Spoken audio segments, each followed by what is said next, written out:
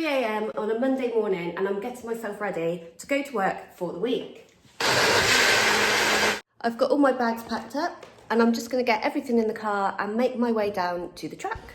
Because I was off for 2 weeks for Christmas, I put the isolator on so that it didn't drain the battery. Everything out of the car, and one thing that I don't need is my shoes from Saturday night. Once I get everything in the cab that I need for this week away, I walk around the truck and complete my daily checks. And everything is looking as I left it 2 weeks ago.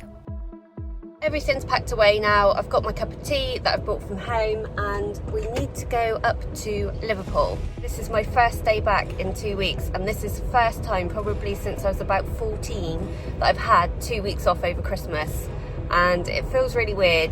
To be fair, I haven't had the best of time. I've had the flu really bad, so I actually haven't had much of a break. When I finished the Friday before Christmas, I dropped my trailer off and bobtailed back to the yard. I now need to bobtail up to Liverpool to pick up my next trailer. I'm just going to do my daily checks and then we can go. I do everything now on an app. I just select my vehicle reg and go through. And the first thing it will ask me is, have I got a trailer? So at the moment, I don't have a trailer. And then once I get up to Liverpool and pick up my trailer, I will do the daily checks again with the trailer. Right. So now that that's done, I can get on to Liverpool. Because it's so early in the morning and the roads will hopefully be clear, I might make it up to the docks at Liverpool without needing a break. From Bridgewater in Somerset, I get onto the M5 at junction 23. I head north, which takes me up to Bristol, and at the Almondsbury interchange, I follow signs to stay on the M5 heading north. It was 5 degrees when I left Bridgewater, but as I'm nearing Birmingham, the temperature drops to 2 degrees, and it also starts snowing. It doesn't seem to be settling on the roads, but the roads are quite wet. And I'm hoping that this is typical English snow that will disappear in an hour or two.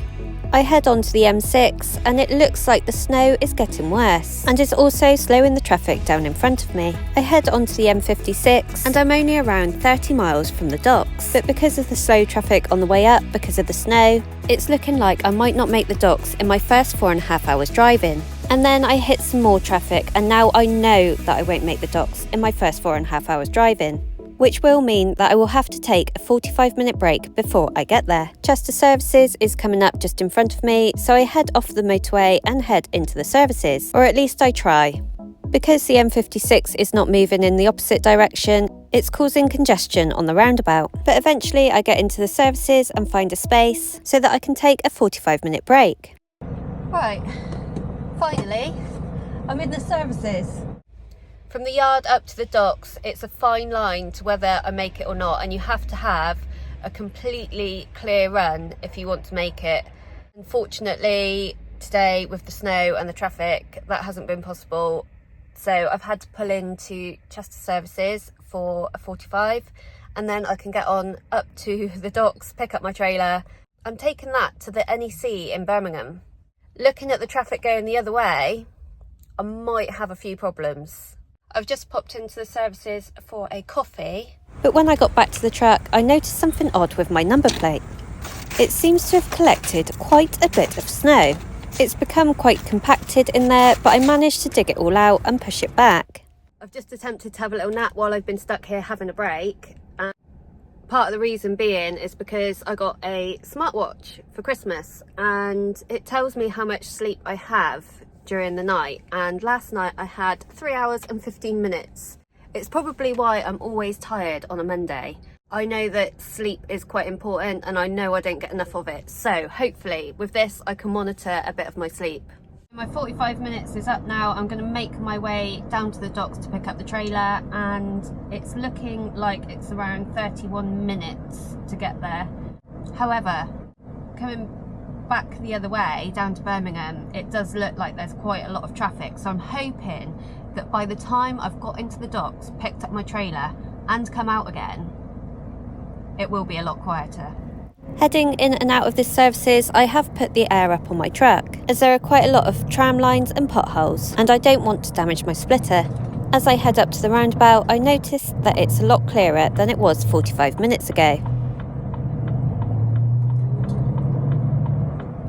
Well, the roundabout roundabout is looking a lot better with traffic, and the motorway is actually moving. The motorway coming that way wasn't actually moving when I went into the services, so hopefully it will stay that way. I get back onto the M56 for a short distance before merging onto the M53. And I notice that the traffic is still heavy on the other side. I follow the M53 almost to the end and follow the signs for the docks, which is only a short distance from the motorway, and it doesn't look quite as snowy here. There is 1, 2, 3, 4, 5, 6, 7 trucks in front of me to get logged in, and then it will be my turn. Ooh, moving already. Hopefully it won't be long.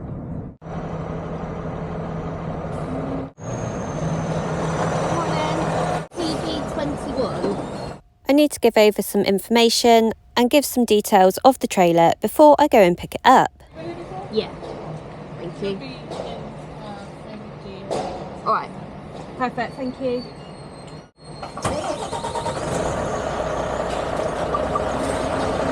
Let's go and find my trailer. Now this trailer should be quite easy to find because it is a step frame, so I will be able to see what is on the trailer because I know kind of what's on the trailer, or I know what it should look like. Woohoo! There it is. Finally, I've literally gone round the whole site. As you can see, it's quite recognisable, especially as most of the trailers in here are curtain siders. I need to do a 3-point turn. Well, it might be a 5-point turn. But at least I found it. And I'm going to put the air down on the back to reverse in underneath. And as always, I get out and check. I'm happy I'm under the trailer in the right place, so I put the air up. And then I reverse back until I can feel and hear the clunk.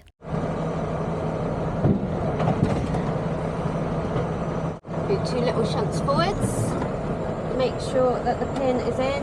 Stick it into neutral. Handbrake on. Engine off.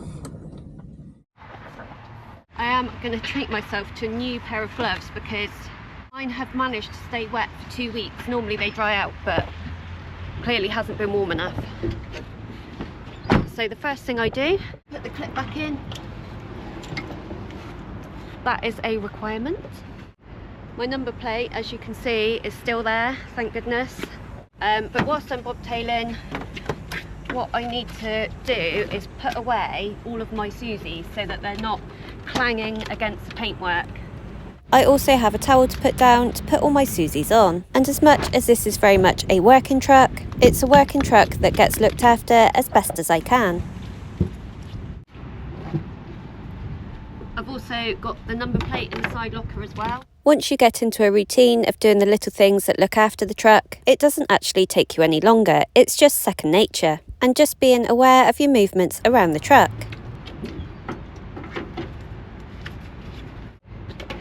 One thing that I do normally do, once I've put the Susies on, save myself a little bit of time, I'll put the engine on, put my hazards on, and as I'm walking around I can check all those things, and it also builds the air up in the trailer as well. I then put my number plate on, and as you can see, all my lights and hazards are working. And then I go to do my legs up, but the weight of the trailer is quite heavy. Good thing about me putting the engine on and building the air up is now that I can't get the legs up, I already have a head start, but it's just lifting up the suspension very slowly. And then I should be able to get the legs up. That's the plan anyway. If I hadn't have put the engine on when I did, I would have had to have waited until the air built up, which would have meant wasted time. My camera fell over, but my legs are up. Now all I need to do is go around the load, check the trailer, check the load, make sure everything's really tight on the trailer before I move it, have a look around the wheels to make sure that they are roadworthy. As you can see, my load overhangs at the back, and you are allowed up to a metre overhang without any special requirements. It is, however, something I must be very aware of when backing into somewhere. And you can also see that my load overhangs to the sides at the front of the trailer. The width can be up to 2.9 metres without any special requirements or any permits to transport the load. And you can find all this information on the government website. No matter how tight these straps are done when they are first put on, with the movement on the road and on the ferry, they could easily become a little bit slack. So it's always good to check them whenever you stop, certainly whenever you pick up a new trailer. The trailer tyres are looking good too. Well, I'm happy with that. All the tyres, wheels and lights are looking good, so I will put that on my daily checks form now that I've picked the trailer up. I've checked the load to make sure that it is secure. Now I just need to head down to the NEC in Birmingham to drop this off. I make my way to the exit of the dock and I hand my ticket back, and they will check the information on the ticket with my trailer to make sure I have collected the right one. The distance from the dock down to the NEC in Birmingham is 120 miles and should take me about 2.25 to 2.5 hours. And obviously this will depend on the traffic that the snow has created. Shortly after I get onto the M53, all of the traffic is diverted off at junction 7 as the motorway has been closed. I'm not sure why it was closed, but luckily the motorway is only closed above the roundabout and I can get back on at the other side of junction 7. I then pick up the M56 where I get off at junction 9 and make my way onto the M6 heading southbound. As I get closer to Birmingham, the traffic slows down and the speed is restricted to 40 miles an hour, although I can't even go that fast. It doesn't take long before it starts moving again, and because I know I have enough time today and the M6 looks relatively clear, I take the M6 rather than paying for the M6 toll. I then follow the M42 for a short distance before getting off for the NEC. I have a contact called Simon from Malone Farm Machinery who will be unloading me on site, and he has told me to head for gate 1. Bradford Transport, and I've got a load Malone Farm Machinery. Yeah, it's definitely today. 10, North 10. North 10? Yeah. Just bear right here. Yeah. Alright, thank you. Now I just need to find the car park, which might be easier said than done. North 1 and 1A in front of me. North 3 to 4 up there, so North 10 and 12, but it looks like I've got to go out of the barrier. I can see it. Morning, Mr. Magpie. So I've got a little lorry sign. It's in here, North 10. Because there are barriers heading into the entrances of the car parks and there is no one there to open them, it looks like I'm going to have to drive the wrong way into the car park through the exit. And finally, I can see the place where I need to be at the bottom of the car park. I'm finally here in the right car park. I'm just gonna go out and get all my straps off. The chap who is coming to unload, contact for this job, is 9 minutes away. So I just get out and start unstrapping, and then we can hopefully go from there. So what I'm gonna do is I'm gonna start from the back and start unstrapping everything that we've got on the trailer. This trailer has a lot of straps to undo, but I would rather that than not having enough. Everything on this trailer is made by Malone Farm Machinery, who are based in Ballyglass in Ireland. The company have been dedicated to building quality farm machinery for the last 25 years. When the company started in 1999, it had 1 employee, but by 2010 they had already gone international, and they now sell their quality farming products all over the world. They produce things like mowers, tedders, rakes, post drivers and log splitters. And all these products are going to be on display at LAMMA, the biggest farm machinery show in the UK, held here at the NEC in Birmingham. And I'm hoping to be back at the show next week to have a look around, as I've not yet been to this show before. Maybe it's not Simon, or unless Simon has forgotten something. Simon is a chap who works for Malone's that has come over from Ireland to unload me. And it was Simon who came over just now. He just went back to get the right equipment for the job. The first thing that he unloads are the log splitters. These have a lifting eye at the top, which makes moving them around effortless. And because I know he wants to take these off first, I make it a priority that the straps are removed from these first, before moving on to the rake. And we both keep ourselves aware of each other's movement around the trailer for safety.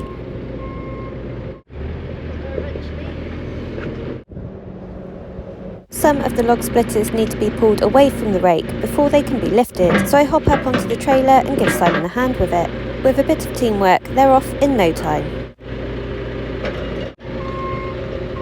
I only met Simon for the first time about 20 minutes ago, but I can already tell that he's a very efficient worker. If you've watched my videos before, you will know that I will be very happy about this, as I also like to get the job done with the least fuss possible, so it's always great when I meet like-minded people.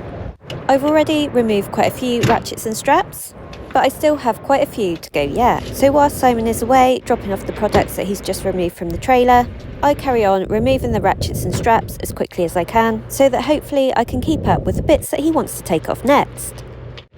It's starting to rain and I've got my window open. It's lucky I spotted that, and when I pop back in the cab, I pick up my coat. It's still very cold after the snow, and I don't want to chance getting wet through on top of that, especially after just having the flu. We've also had a bit of sunshine today as well, so basically it's been typical English weather. You just really never know what you're going to get. I think I've pretty much done as much as I can do until everything comes off, because I'm not going to get to the hooks that are up the top. Everything that is on this truck is in a flat pack form, and it will be put together over the next few days. Once it's all built up, there's 2 lorries bringing this stuff in to the show, but there will be 4 lorries taking it out, because obviously once it's built to its proper size, it won't all fit on 2 lorries. I helped Simon with a few more bits and pieces in this very weird weather. Oh, a rainbow. Do you reckon there's a pot of gold at the end of the rainbow? Might go and find it. The other lorry that's bringing in the Malone stuff is probably going to turn up soon, because there's a lorry just turned up and it was on the same ferry as the other Malone's lorry. I think actually getting up at 3 o'clock in the morning has been worth it today, because I've got in and I am the first to be unloaded, so it's all made it worthwhile.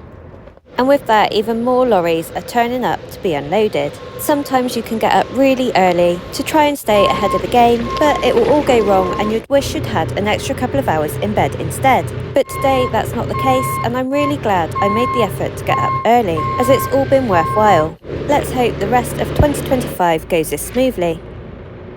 Once all the ratchets and straps have been removed, I get the ramps out of the side of the trailer and set them up on the back of the truck so that the rake at the back can be taken down via the ramps. But while Simon has the forks on the handler, he takes everything else on the trailer off first. And for the larger pallets that are slightly overhanging on the front, he will need the fork extensions that I've brought along with me to take them off. I just need to remove a couple of straps that I couldn't get to before, and the last pallet can come off. The other lorry that is carrying the Malone's equipment has pulled up next to me, and I get introduced to the driver, Paul, who transports equipment for Malone quite regularly. Simon comes back with a tractor for the rake, and Paul lends a hand with unloading. As you can tell, they've both done this sort of thing many times before, and they make light work of it. I will need my ramps for picking up a van and a motorhome tomorrow, so I tie them onto the top of the trailer instead of putting them back underneath. Can I stay here tonight? Yeah. Yeah? Yeah. So it's the 6th of January today, and the show is actually next week on the 15th and 16th? That's right, yeah. This has taken a huge amount of planning. How long does it actually take to plan something like this for a show? So I would have booked the lorries probably October last year, so I would have started planning in October last year. We would have had them all finished on the production line before Christmas. The first day back from Christmas, we then would have loaded all the lorries. It's a massive amount of work. As you've seen, everything comes over here in kit form. Yes. So that's why we're over here so early beforehand. Everything has to be built from kit form. We have to make the most of every lorry, so it's cheaper for us to be here for a week building machines than it is for us to send everything over already fully built. Quite a big job. It's 12 days. It'll take you 12 days to build everything. Well, no, that's including the days of the show and dismantle it and get it and be gone from here. Right, so all this is going to happen in 12 days. 12 days. And you'll from stay start to in finish. here from now until the last bit of till machinery goes. till Thursday night when you leave on Thursday night. I'll take one load out that's been built, and it will go to a dealership. Yeah, that's going to Cliff Jenkins down in Pembrokeshire, yeah. Thank you very much. No problem at all. And so that's everything strapped down and out of the way. I strapped my ramps to the top because I am picking up a van and a motorhome tomorrow, and then I've just strapped all my straps and everything under the box and my bits of wood.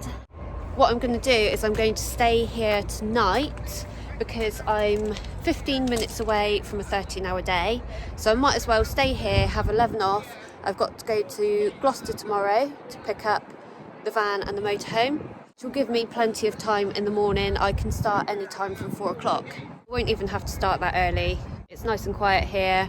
I'm just going to have some tea and settle down for the night, really.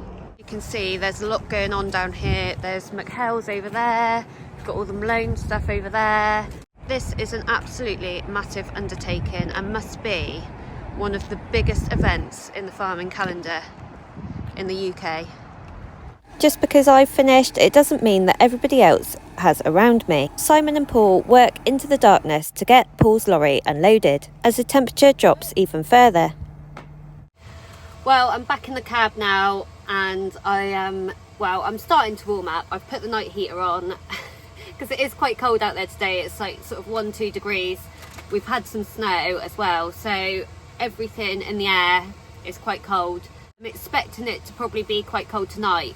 I don't like sleeping with the night heater on. I prefer it just off, so I'll warm the cab up and then go to bed. I am, however, feeling quite hungry now, so I'm going to make myself some tea. Well, I got microwave stuff. I should have not been so lazy, but I have had the flu. It has been quite annoying, the fact that this is the first time I've had 2 weeks off at Christmas since I was about 14 years old, and I ended up ill. A few days at the start where, thank goodness, I got everything ready for Christmas, so all the presents were wrapped, everything was ready for dinner, because somehow I ended up volunteering myself to cook for 18 on Christmas Day. So I fell ill on Christmas Eve. I kept having to go to bed, and in the end I just went to bed. But everything was prepared. I was more prepared than Monica Geller. That did help, the fact that I was very, very well prepared. And then I cooked Christmas dinner, and then I had to go to bed. I did come down an hour and a half later to do dessert and that, but that was it. I was done. I was absolutely done. And then all day Boxing Day, I was just in and out of sleep on the sofa. But that sort of carried on then throughout the whole of my time off. The only time I really went out was New Year's Eve to go round to family, and ended up having to carry Ryan home because he got very drunk. And then Saturday just gone, we had our Bridgewater Carnival presentation dinner and dance, and that was really nice to go to, but I was just so tired. Drove. I didn't want to have a drink. I haven't had a drink all over Christmas. I couldn't even stomach a cup of coffee, and I love a cup of coffee. Today was my first coffee since before Christmas.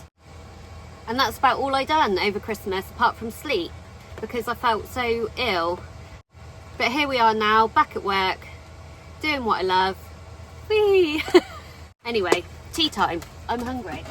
Normally we go to Aldi or Lidl's, but Ryan's got a Nectar card now, so he decided that he wanted to go to Sainsbury's, because we did our Christmas food shop in Sainsbury's and it cost us a stupid amount of money. But now that he's got a Nectar card, he's decided that that was where we were going to go. We probably won't go there again, but these sounded really nice. Brunch bowl with chicken sausages. Oh, with chicken sausages. That's weird. I thought it was chicken and sausages. See how it goes. Try it. Don't know what I'm supposed to do here. Heat on full power for 3 minutes and 30 seconds, stirring halfway through. Sounds easy. I'm actually a little worried now. I don't think it's what I thought it's going to be. Never mind, it's food.